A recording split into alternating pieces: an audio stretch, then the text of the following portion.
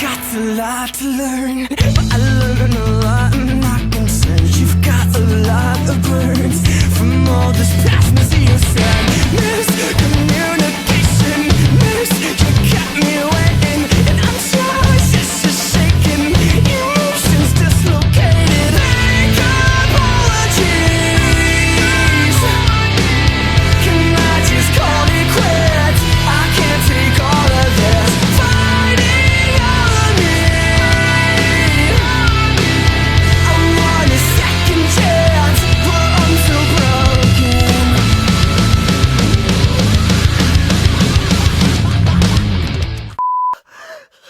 Atsushi君 Yes! Yes!